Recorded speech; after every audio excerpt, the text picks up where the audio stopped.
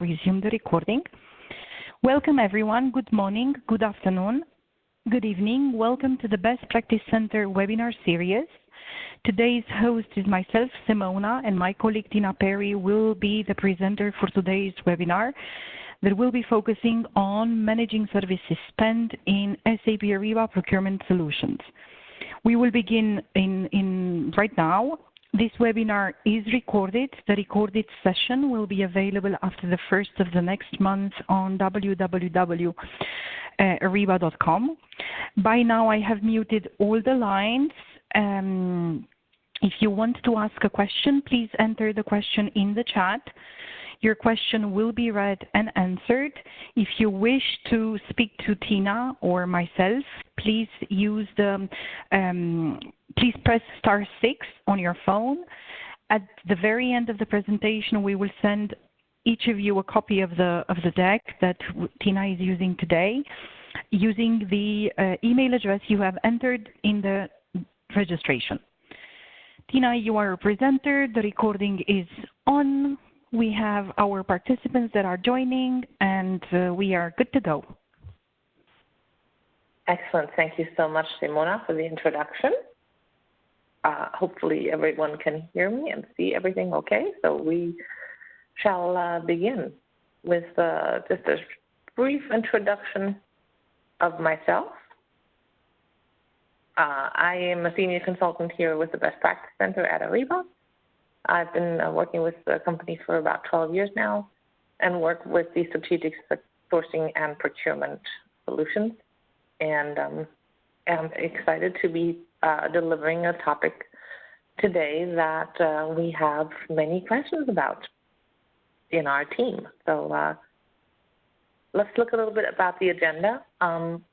Really, our session today is aimed at administrators because we're going to be looking at an overview of what we determine to be, managed spend with services, what the options are, and then talking a little bit around differentiating those options, considerations that you want to look at when determining how to manage your services spend.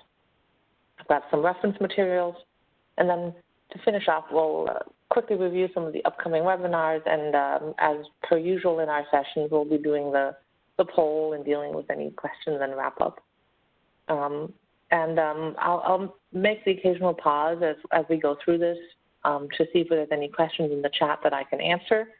So feel free, and if possible, Simona will also try to possibly answer some of the questions in the chat as we go along.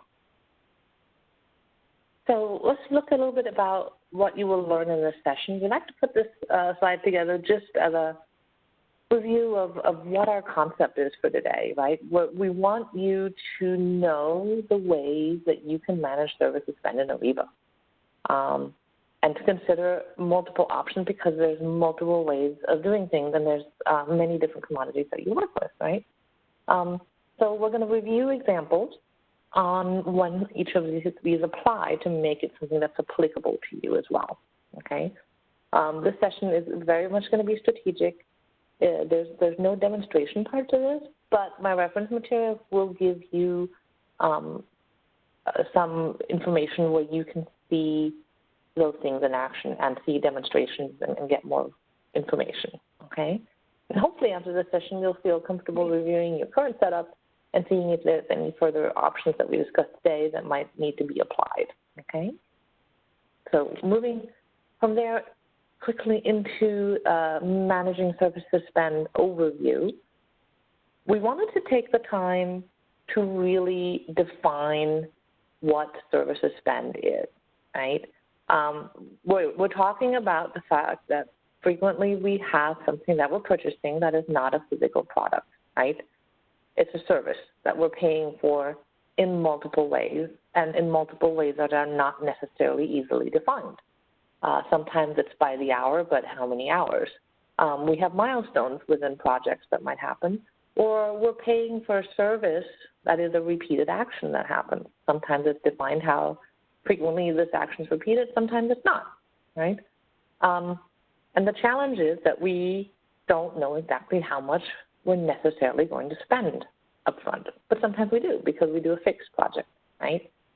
Also, the challenge with some of these services spend is the fact that we cannot receive the items necessarily in the same way that we would, receive goods in a warehouse, right? We can't say, yep, I have it right here on my, on my loading dock, or I put it on a shelf, or it's here. I'm working with it, right?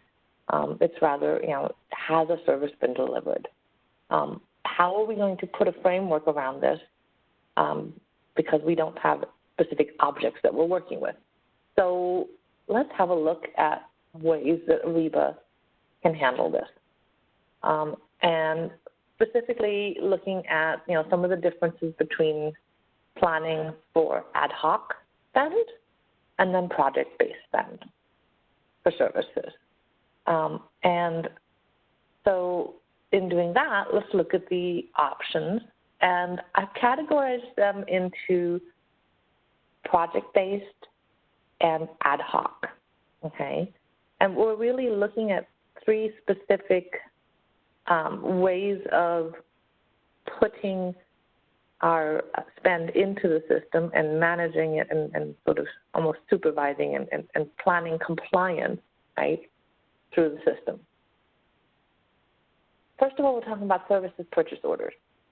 And within the services purchase order, we have two components where we have a planned versus an unplanned, okay?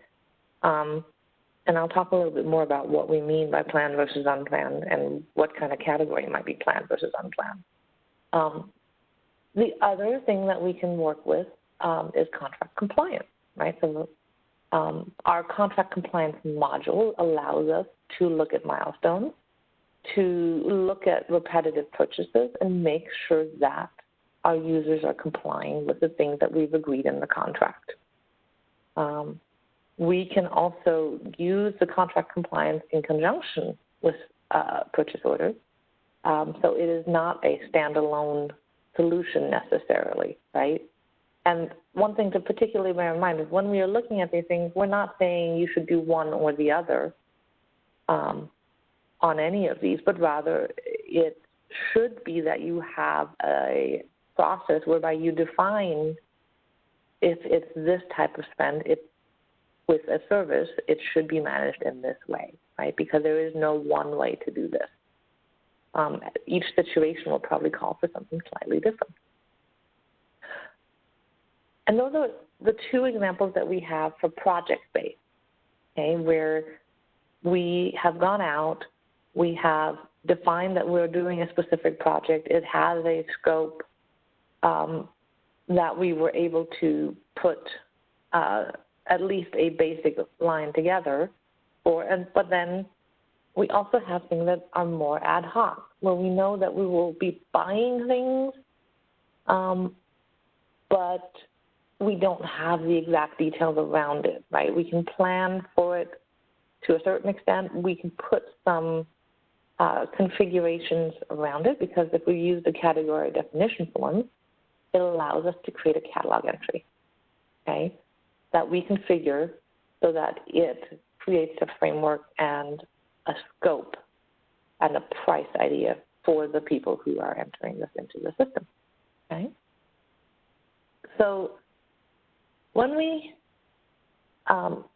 look a little bit further, I wanted to present you with some examples of looking at project-based, right? Contract compliance versus purchase order.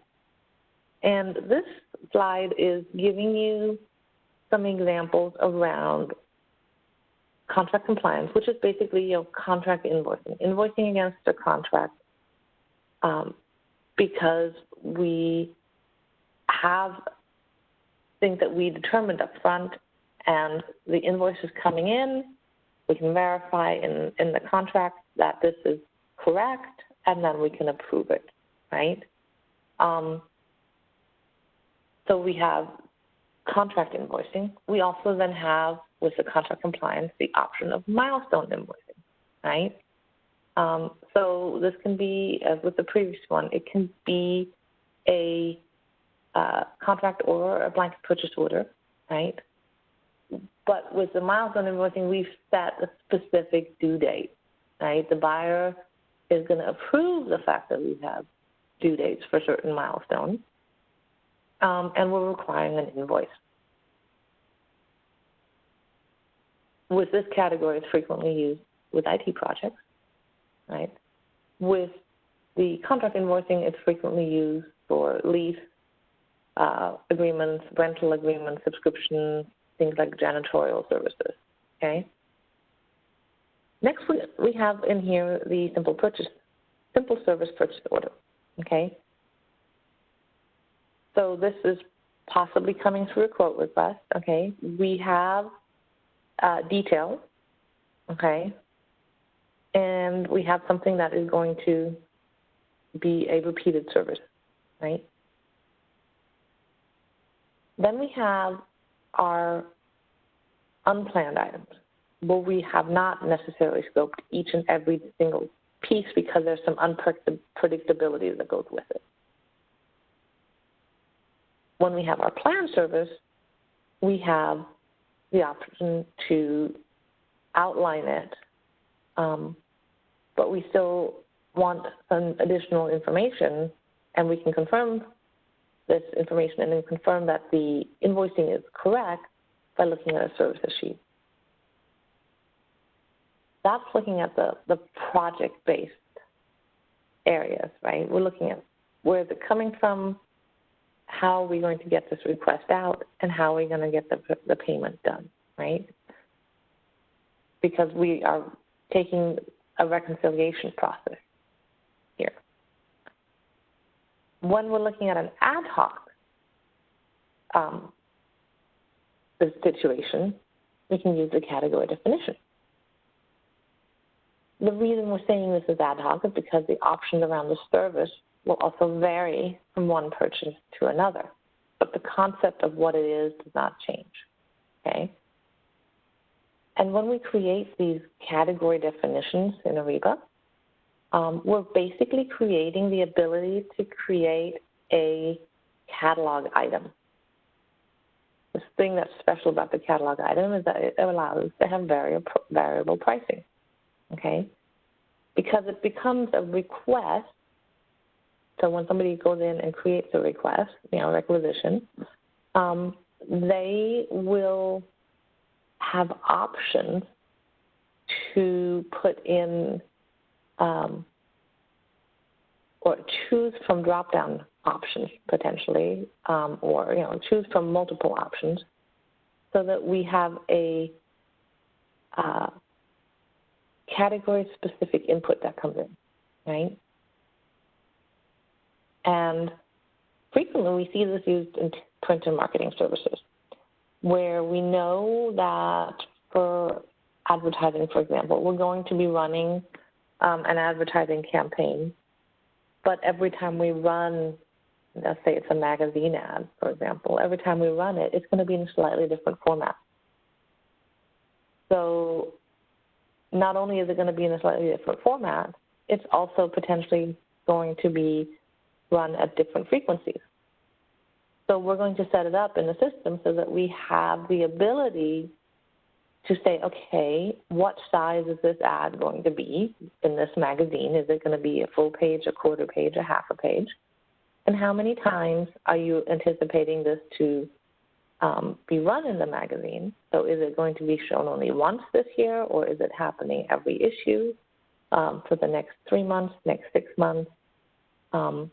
These kind of input options will change the price, right? So it's almost like taking a rate card and putting that into an item that is a catalog item so that somebody can go out and actually buy it and we can track it, right? And because we put it into a format that is quote-unquote customizable, we're creating a custom catalog item, but it conforms with pricing that we already talked about and secured up front. Sometimes we may not necessarily know who the vendor will be, but we've got an idea of what the pricing will be, okay? So let's talk a little bit about differentiating between the options. But before I do that, are there any questions that have come up so far, Simona? For now, Tina, we have no question in the chat. So there's no question. I don't see any question. Maybe there are questions sent directly to you, but I don't have any question that was sent for everyone. So no, there's no question for now. Thank you. Okay. No problem. I haven't seen anything come in, so let's move on and talk a little bit more about services procurement. So earlier we mentioned within services procurement we have, and this is looking at the service purchase order, right? We have planned services, right, where we know what the nature and the scope of it is going to be at the start of the project. We have a parent line that is going to give us on this purchase order the maximum spend, the start date, and the end date for this service, right? We are also going to have the option to put in child lines so that every single component of what we're expecting in the service can be checked off and invoiced against, okay? So say, for example, we have a specific landscaping service that happens. And when they come in, we are expecting them to charge us for the fact that they're cutting there's a mowing fee. They are going to do some trimming. That's another fee. They are going to apply chemical treatment. That's another fee. And we know that they will be doing this on a weekly or monthly basis, right? These are things that we can put in as specific items, and our vendor can go in and create a service sheet that will then give us the cost for these and give us a detailed invoice against it so that we can check it off and agree to pay, okay? When we go into the unplanned services, it's similar in format, but we don't know all of the scope around it, right? We have an idea of what it's going to be. We know what it might entail, but there's no guarantees, right? It's not specifically written out because the description might not be there in the early phase of the procurement process. So we would then create the requisition that has a parent line with a mandatory maximum amount, right? Well, this is what we expect to pay at maximum for this. We have a start date and an end date, but we would not yet create any child line items under it, right? The supplier who's going to perform the service is going to create a service sheet that adds those child lines with the work as it's completed, as well as maybe any material goods that they use. A good example for that is when we're doing maintenance on something, right? If we have an unexpected repair that happens, we need to know the details of what was done in the repair, what materials were used in the repair, so that we can say, okay, this is why we need to pay you $4,393, right? Because a portion of this went to the fact that somebody came in and a technician serviced our machinery, but when they serviced the machinery, they also had to bring in these particular components to complete the repair, right? We expect that some kind of repair or maintenance is going to happen on our machinery throughout the year, but we don't know what it's going to be. So we have a budget for it, we're planning for it, we have a vendor for it, right? And that service is happening, and we're getting all the details for it, and we have a maximum do not exceed amount, but we're not going to get the exact detail until we have that service sheet come in with the child lines, okay?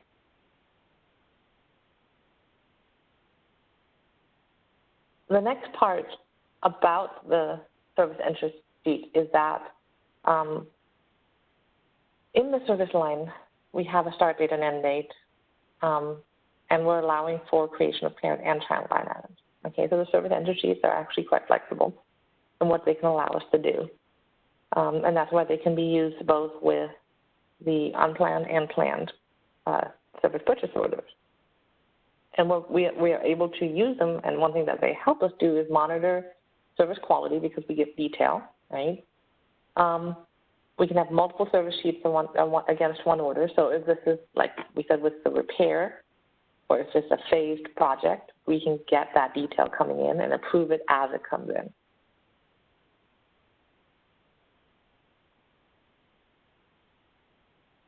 Now, the next part of that is that we can also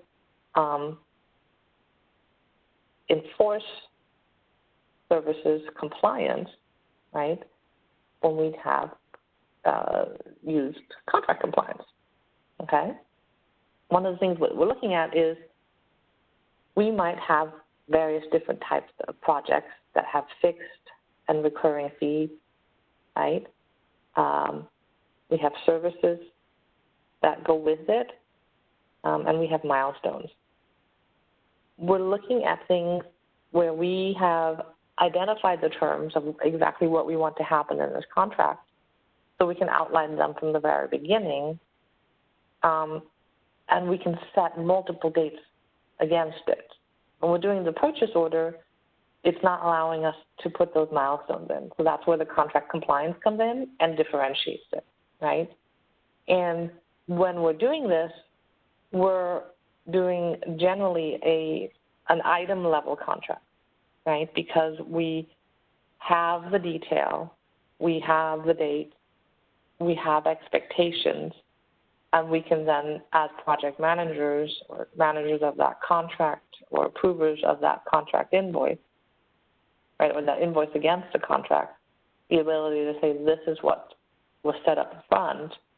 Yes, this has occurred. Yes, we can actually pay, or no, we have not received all of this service yet. If we're, for example, in a large software implementation, right, we had a phase that was supposed to be completed. It wasn't yet completed. We're not going to pay until that phase has been completed, right?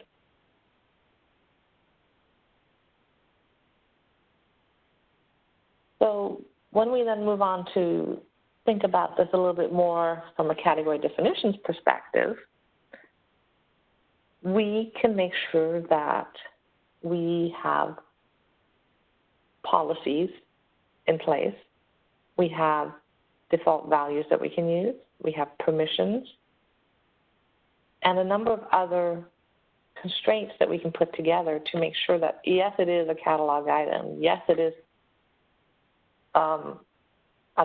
basically a non-catalog item, right? Because we're defining it and then putting it together ad hoc, but we're making sure that it's not just randomly out of the blue. We have potentially that rate card or that quote that was given that gives us the information to have the basic foundation to put that category definition together. And because we have that information, we've configured it what we need it to be, and then we can collaborate with the supplier over the network to make sure that the details of the items are correct, right? And they can confirm that the requisition is possible so that when the invoice comes in, it's something that we have in there, we have a record of, and it can possibly also be repeated, okay? But if it needs to be changed for the next time because we're ordering more or less frequencies of something, for example, then it's entirely possible.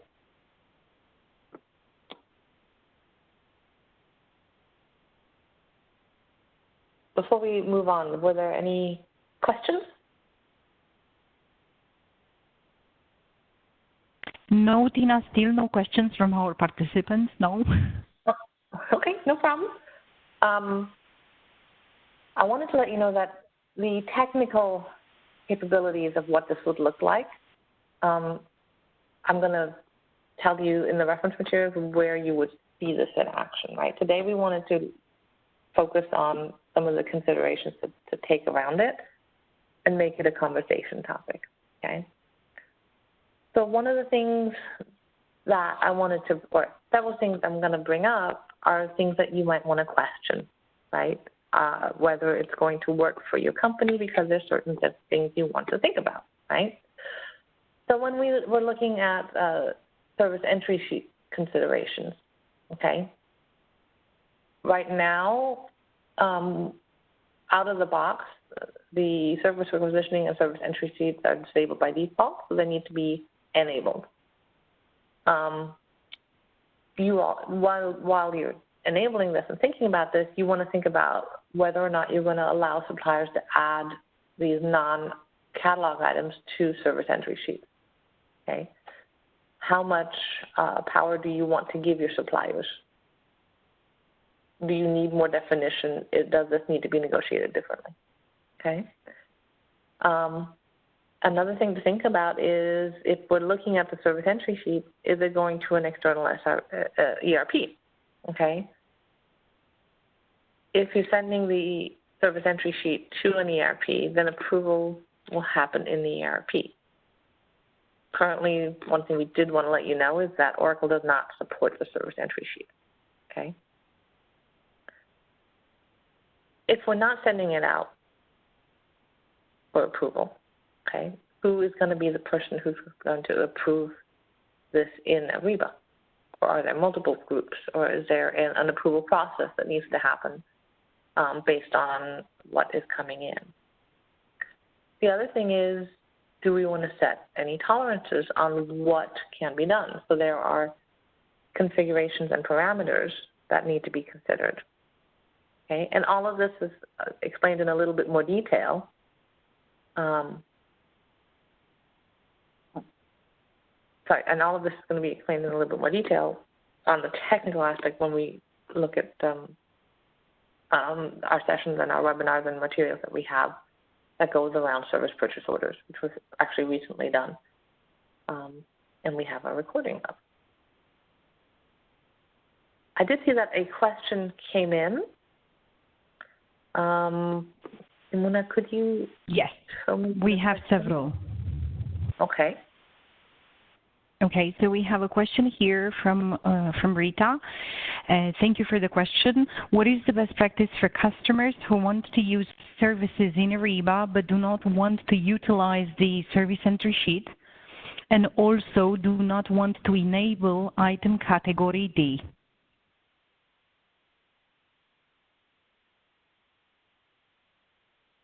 Okay. I guess I need to know a little bit more around your scenario, because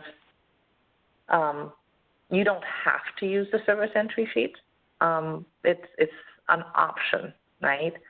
So I think that we need to learn a little bit more from you in your specific situation. My recommendation would be that maybe you reach out to us after the session so that we can maybe schedule some time with you to discuss your specific situation. I don't think we have a single answer that applies to all, because it sounds like a specific situation. But Simona, if there's anything else you want to add, please feel free. Yes. So if you want to use the service item, because the service purchase order corresponds to the service item, it means you have the possibility to adjust your accounting information through the ERP commodity code mapping to accept the category D or to accept category B. Now, for the accounting in Ariba, we all know it works with the commodity codes. It's handled in the CSV file ERP commodity code mapping. So if you do not wish to enable item category D, all you need is not to enter the item category D in the mapping file ERP commodity code map. So this was about the item category and the accounting. The accounting in Ariba will always be triggered based on commodity code material group, and the mapping that we do between the commodity code and the accounting information in this ERP commodity code mapping file. As far as the service entry sheet is concerned, this decision is a parameter-based decision, so it's a setting-based decision. If you want to use the service item to create the service request and send it out to the network, you're not obliged to enable suppliers or to ask from your suppliers to create a service entry sheet. The purpose of the service entry sheet is that you're going to get the information from the supplier and what was delivered, and you can enable the automatic creation of the invoice from the service entry sheet. However, you can implement the service item without necessarily having the service entry sheet and expecting the service entry sheet from your supplier. So this was the first question, Tina. I hope that it answers your query, Rita. We have another question from another participant. Thank you, Deepak, for the question. Does guided buying still have limitation for creating parent and child line for service?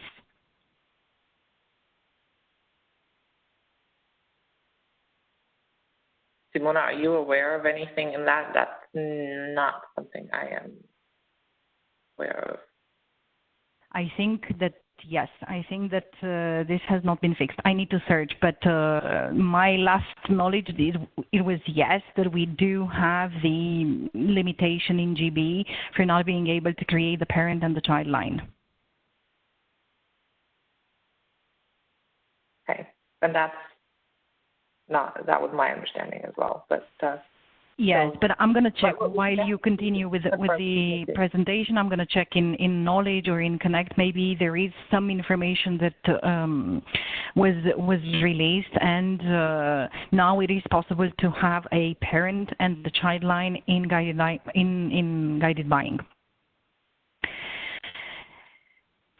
Now, a third question from Alfonso. Thank you, Alfonso. Are the service entry sheets a good fit for national suppliers to get approvals at the local level?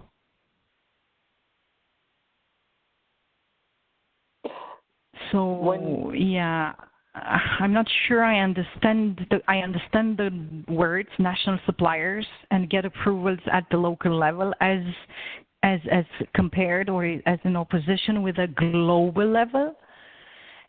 So we would have suppliers who send service entry sheets, but for national suppliers, so suppliers that are only providing the service on a country-based level, on a local level. The service entry sheet and the service orders also work with contracts, so you can have an Ariba contract compliance on top of it. So if you have a compliance contract that has been created for global with a non-release order contract where you can roll up the spend, but then you decide to have a release order contract with service item for your local suppliers or your national suppliers, then you can have a service entry sheet that is linked to the release order based on that contract for that national supplier. But I try to understand if there is this logic of national supplier as compared to a global supplier, and if it's linked something with Ariba network or the approvals on the service entry sheet will come from the AN. The supplier enters the name of the person who needs to approve that particular service entry sheet. If the supplier does the service entry sheet online, if the supplier does the service entry sheet from another system and sends it to the network, then they will get the information on the requester, who's that person who needs to approve that service entry sheet. And that information can be entered by the supplier. So it could be a responsible from your own organization on the local level. Okay, so we're gonna take these questions down anyhow for you, and if we find further details, we will send it over as a follow-up to this session. Now we have another question from another participant. If the service entry sheets are the same as the CIF file. So I am not aware that the service entry sheets are the same as the CIF file. The service entry sheet corresponds to some kind of a receiving process for the services. The CIF file is a format used to upload catalogs in the SAP Ariba procurement solution by internal catalog managers through the catalog manager workspace in the core administration. If the service entry sheets are uploaded on AN, I am not sure that they're uploaded as CIF files. They correspond to a transactional document. It's a transactional document in the network. So in the network will probably be uploaded via CSV files or any other adapters used by suppliers to connect their systems. But I am not sure this will be a CIF file. The CIF file is used internally by a customer, by a buyer organization to upload catalogs, to upload catalog items. Correct. So there must be a format for the service entry sheets, but I'm 90% sure it's not CIF file, and it could be anything between CSV file, say XML, because it transacts through the network.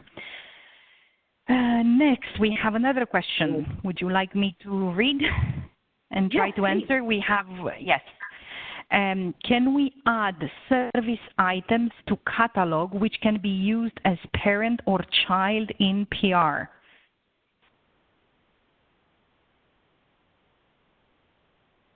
Sorry, say that one more time. Can we add service items to a catalog that can be child or parent? That can be used, yes.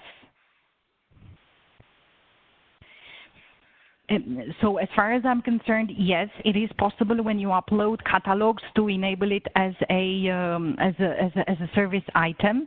And I know this because nowadays I know that the SAP Ariba catalog solution, so only the catalog solution, not the SAP procurement solution with buying and invoicing, supports the service item, which means that a customer who has only the SAP Ariba catalog can log into the SAP Ariba catalog, select a service line, and create a shopping cart in SAP Ariba. So in the same process of having that service item, it is possible to have it in the catalog, and it can be used as a parent, and then you can add further child items.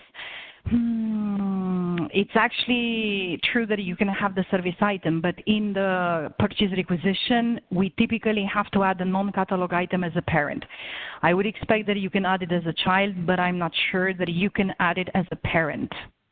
Because for a parent, we usually create a non-catalog item that will contain further child items if the service is planned. I have to check. I have to check for the possibility to add it as a parent. As a child, I'm sure we can, but as a parent, I don't know. So if it's okay with you, we will save the question and we will find the answer within our BPC colleagues or within the documentation. Excellent. Thank you, Simona. So we have some answers from other participants who answered the questions from our participants. Thank you, Doug. Yes, there is no possibility to add child lines at GB level, so in guided buying. It must be done in the SAP Ariba procurement solution, and I have noticed that when using simple services that have the quantity and the price is switched in SAP. Okay, so this is, yes, we have a question from Tish. Thank you, Tish. We have noticed that when using simple service, that the quantity and the price is switched in SAP. Is this a standard or a mapping issue? Tina, would you like to answer? I wanted to check first with you.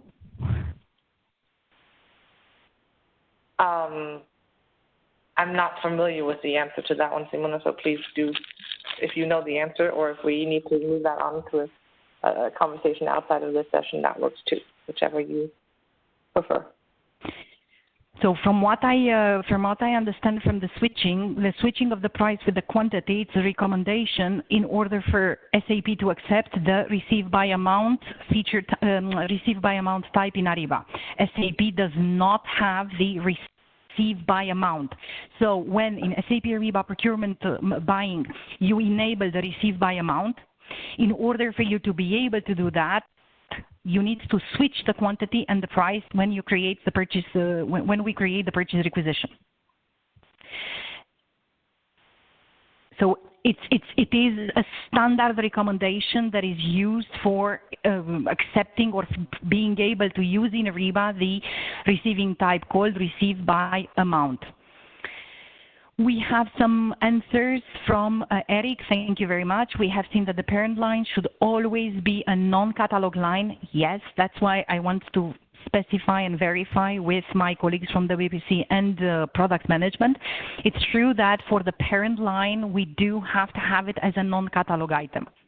And the child lines can be catalog items or non-catalog items, and those are summarized to the parent. It is for this exact reason that I stopped my answer on the service item in the catalog. Then we have an answer for Tish, another participant. Eric answered, so thank you for your cooperation. The mapping can also be handled on the integration side. We have done several integrations for services and never had that problem. That was, thank you very much for your participation, guys, for your answers. That was the last question. Yes, we will send the presentation, Michael. Sure, no problem. Yes, we will send it to all the participants using the email that you guys have used for the registration. Excellent. So thank you. If you want, you can proceed. Yeah. No, this is excellent because, I mean, that's what we're trying to do is foster some conversations and discussion. And, you know, responses from others are always appreciated within the chat as well. So thank you. So if we move on a little bit to contract compliance and some considerations that go along with that as well, is that there are parameter rules that need to be considered to make sure that it will work for your organization, okay? Will you allow the supplier to edit the service entry sheet unit price, okay? That's for those where you have the planned information. Are you going to allow them to add contract items that are not included or that don't include contract terms, okay? Do you have a reference date that you want to set for when the supplier is submitting those service entry sheets? And also, do we want to talk about price tolerances, okay? Is there something that we want to adjust on the amount or on the percentage or potentially both? So there's a few different things to think about when you're actually doing this so that you're not just saying, oh, yeah, we're going to be using this from now on. Yes, we're going to use it, but what are some of the complexities that go with it, and what are the things that we are willing to let the supplier do, and how self-service is the service entry sheet going to be, right? So moving on from there, a few more contract compliance considerations that are a little bit more, let's say, generic, so not specific to the service entry sheet component.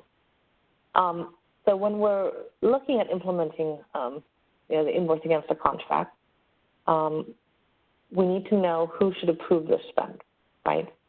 So is there going to be an approval on a contract compliance request if the approval was already done on the workspace, right? Do we need that additional approval? And if it does exist, is it going to be along the same lines of the requisition, okay?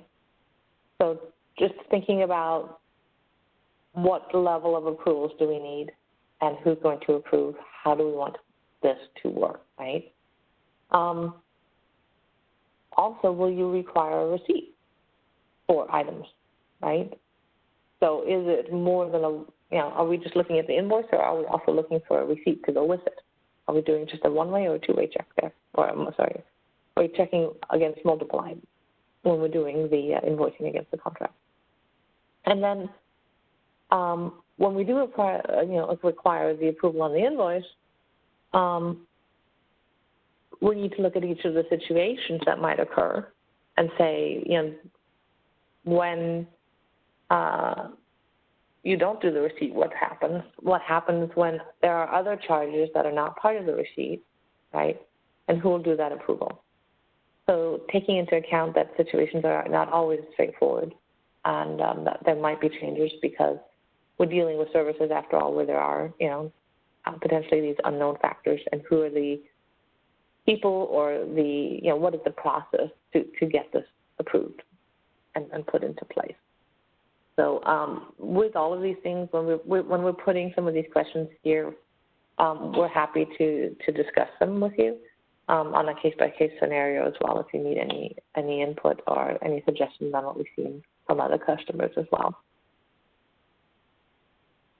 The next thing that I wanted to just bring up when we're talking about the category definitions component here is when we're looking at putting this together, because we're looking at something that's going to be like a rate card and going to be working across different types of materials potentially, specifically when we're talking about print or in marketing services, right? Are we able to standardize these price attributes, right?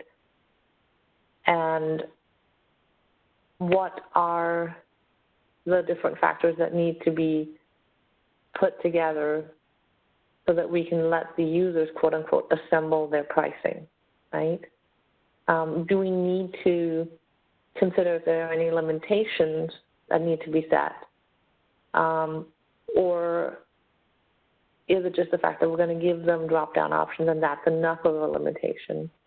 So, for example, if I have a piece of print that I'm trying to order, it's a marketing brochure, okay, but this brochure can come in several different ways, and we can have options of how frequently we need to have a certain quantity of these delivered, right? And is it going to be the same every time, or does it need to have some artwork changed? Will that require an additional service fee, right? Or are they even allowed to do this, or are only certain people allowed to make changes to the artwork that's within this? Okay, so there's different configuration questions that might come up, and we can configure according to the user whether or not they have those options as well, right? And if they have put all of this together and said, okay, this is what I need, does it need to go to somebody else for approval first? Or is it just the case of, if they have the ability to create this request, then it's automatically approved? Or if it is above a certain spend limit, does it need to then be approved, right? So we need to think about how exactly we're going to put this into place to make sure that we do have budget considerations, that those are also then met on top of that. Before I move on into some of the reference materials, is there any question at this point that we need to look at, Simona? Yes, we do have an answer from Sergey. We do have a question, from Sergey. In SAP ERP integration scenario, is it possible to have a service entry sheet approval happen in Ariba and then send it to ERP in accepted status?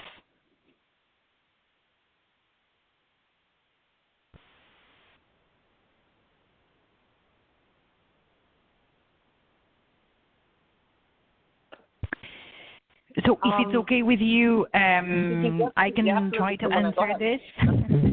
I'm thinking about the ramifications. Go ahead. So the ERP integration means that the flow would be the service entry sheet transacts through Ariba network, then it's sent into the SAP Ariba procurement solution for approval.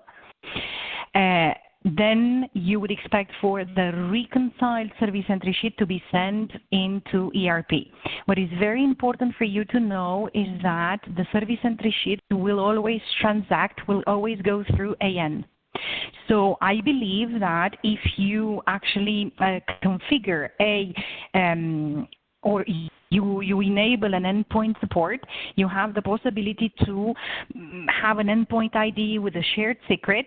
The service entry sheet is created online in Ariba, is sent to SAP Ariba P2P for approval, or SAP Ariba buying for approval, and the reconciled service entry sheet will not go from the SAP Ariba buying into the ERP, but will transact back to the network.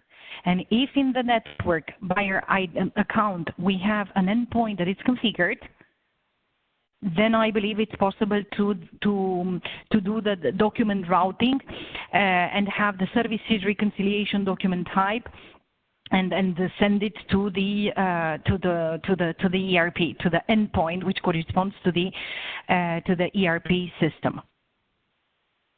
So it's not accepted status. It will be a reconciled service entry sheet that will be sent back from SAP Ariba buying to the network, and from the network to the ERP system.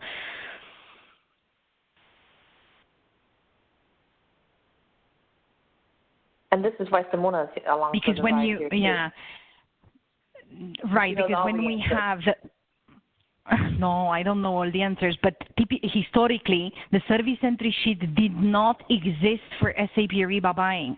We did not have it for SAP Ariba buying. We enabled the service entry sheet initially to plug in systems to AN to exchange and take advantage of the business rules. But the idea is to say now, okay, I will enable the service item, I will enable the approval workflows, I'm going to enable the document service entry sheet in Ariba to have the approvals. But the communication is not similar with the PO. The communication will actually be service entry sheet created in AN. It is going to be downloaded in SAP Ariba procurement solution. We're going to trigger the approval workflow. The approval workflow is done. The service entry sheet is approved or reconciled, and then that information goes back to AN. If in Ariba Network Buyer account there is an endpoint configured, I would expect to have that service entry sheet routed as a document to that endpoint ID, which is the ERP ID.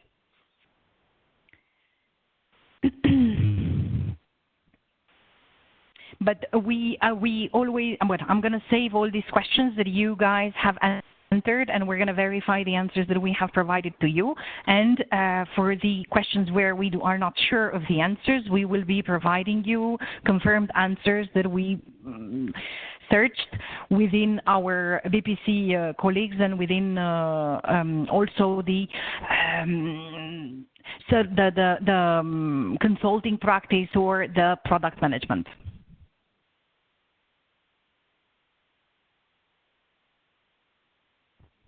Excellent. Thank you, Simona.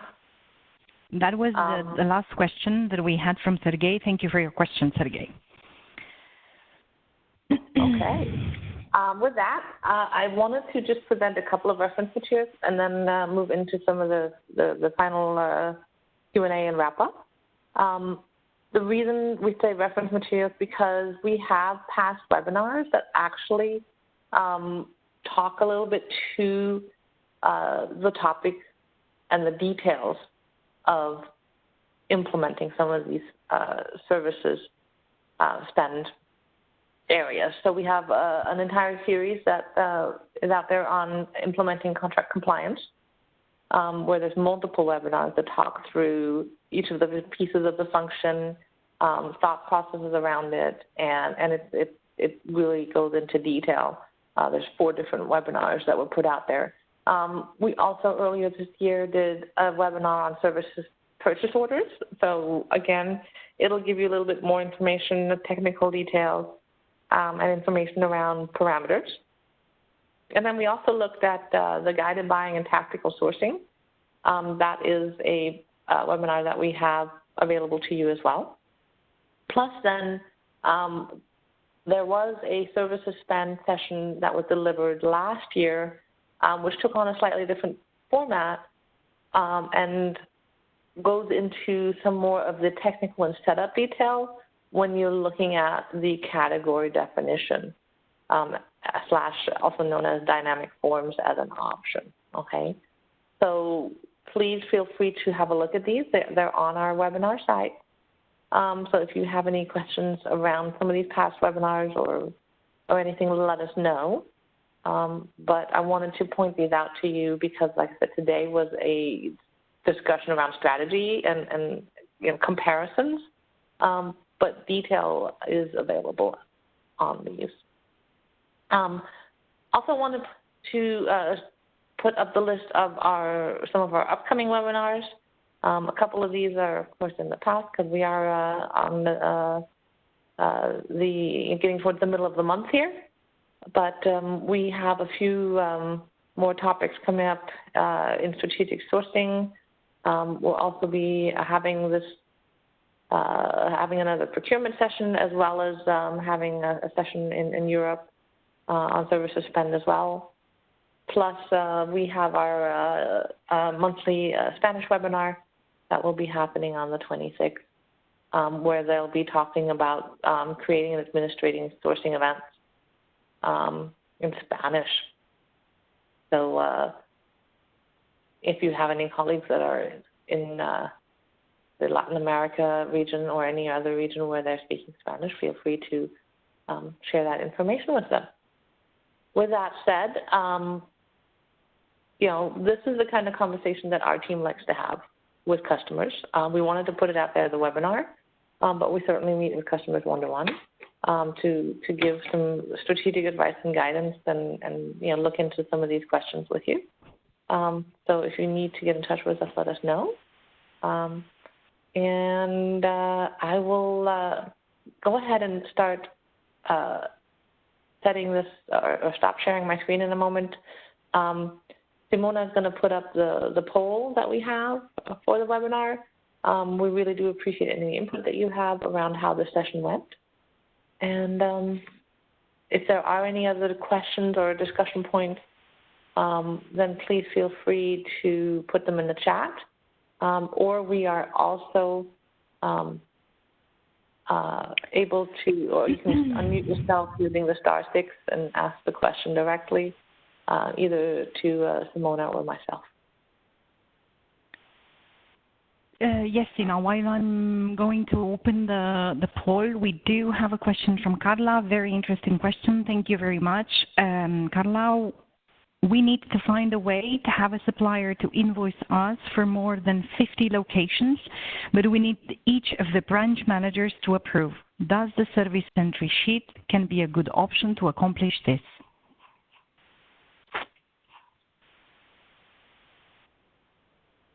Poll questions. It's an interesting question. It sounds similar to another question that I've had for a customer who has multiple retail locations. And I'm trying to remember at this point in time what solution they went with in the end, because I know that there were challenges on getting some of the data in there and some of the detail in there. And whether you're tying this back to one contract, one vendor. So yeah, it's like you said, Simona, it's a very interesting question. I'm not sure we have a simple standard answer, but Simona, if you have another example that might help answer this as well, please feel free. So I would say that the service entry sheet corresponds to a PO. In the PO, you have the possibility to have the service delivered in different locations. So it would mean that you would have a service entry sheet for each item or items for that that are delivered to the same location. Having said that, in the service entry sheet in AN, we have one field where we can enter the name of the person that needs to approve that service entry sheet in P2P. However, the service entry sheet is an approvable document in the approval process, in the approval processes in SAP Ariba buying and invoicing.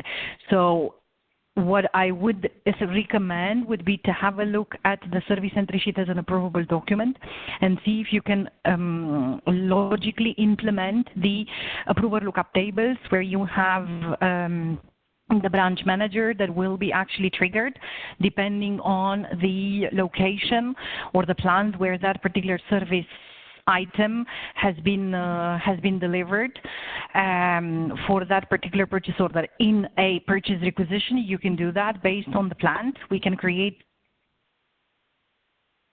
approval lookup tables with the different individuals. It's going to be a group or an individual, and the amount limit. So I would suggest to have a look at the service entry sheet as an approval document in SAP Ariba Buying and Invoicing. In Ariba Network, when we submit the service entry sheet as a supplier, we have one place where we can enter the name and the email address. And we could have different service entry sheets per location that can be rolled up against a contract, or you would have a purchase order against which I will match that service entry sheet, and the line or lines will be linked to the plant, to the location. And for that, we need to look in the approval type, service entry sheet in SAP Ariba Buying and Invoicing, if we can apply the same logic that we apply for the request, for the requisition, where we have approval lookup tables, where we combine the different flex master data or amount limits, and the plant can be one of those pieces of information that we can include in a approval lookup table. We have one other question: why aren't service entry sheets supported by Oracle?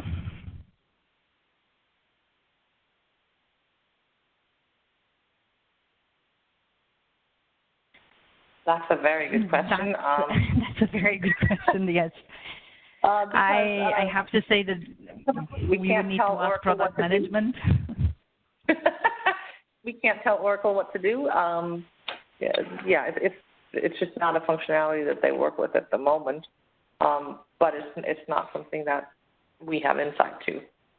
So it might be a question to, like you said, the solution manager, product manager, could answer that question, or working with Oracle. It might be worth considering with them whether that is a functionality that they're considering for the future.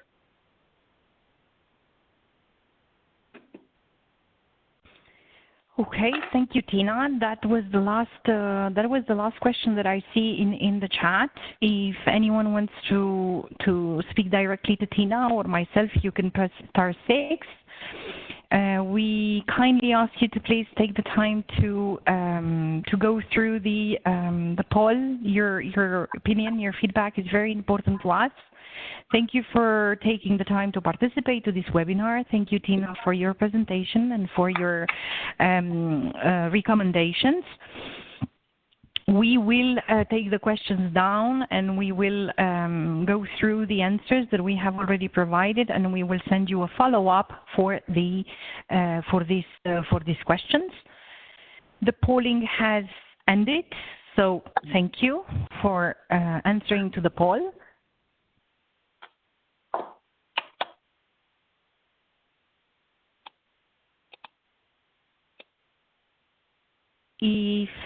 If no other questions, we can close this webinar. Yep. Thank you very much, everyone, for taking the time to attend today, and we look forward to seeing you on one of our upcoming schedules. Thank you, Simona. Thank you, Tina. Thank you, everyone. Have a great day, all. Take care. Thank you. Bye. Bye-bye. Bye-bye.